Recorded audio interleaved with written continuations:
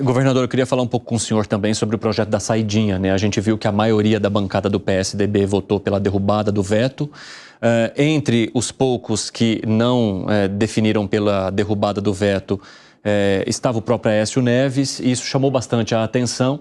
Justamente porque vocês se colocam como oposição do governo, eu queria entender qual que foi o posicionamento da bancada em relação a esse tema que mexe também com segurança pública, que, diante das eleições municipais, cai muito também no olhar da população. O voto do Aécio e de outros parlamentares, que mais um ou dois... Foram três, né? Três. Foram três ao todo. Foram justificados. O do Aécio justificou: olha, eu fui governador, você também foi, Marconi, você sabe como é que funciona a política de ressocialização. Porque vocês tinham dado uma orientação pela derrubada. Eu dei uma orientação pela derrubada. Mas é uma opinião minha.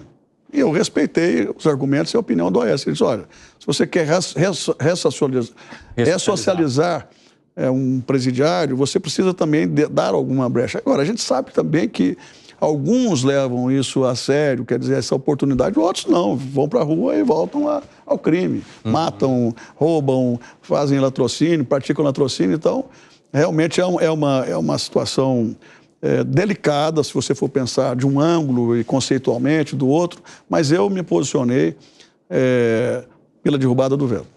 E em relação aos outros votos, como é que vocês se colocam em torno de pautas que são importantes para o governo federal, principalmente as econômicas, porque é onde o governo tem dito que se apoia para conseguir a votação necessária, mesmo diante de bancadas que são mais resistentes. Como é que vocês lidam com essa estratégia que hoje é apontada como do governo federal? De novo, a coerência.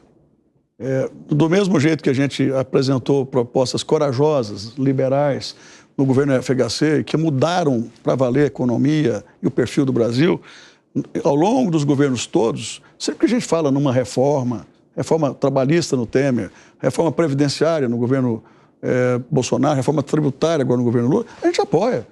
Porque isso está de acordo com o nosso estatuto, com o nosso conceito, com o nosso projeto. Não dá para você ir contra a maré, como o PT sempre fez conosco.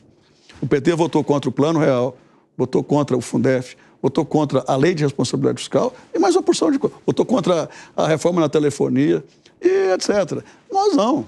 Não é porque é o Lula, ou porque é isso ou aquele outro, que a gente vai deixar de votar se é algo que é importante para o país, que vai modernizar o país, que vai fazer o país avançar. Então essa é a nossa cabeça e vai continuar assim. Mas isso não significa que a gente tem que embarcar no governo. Nós não somos base de governo.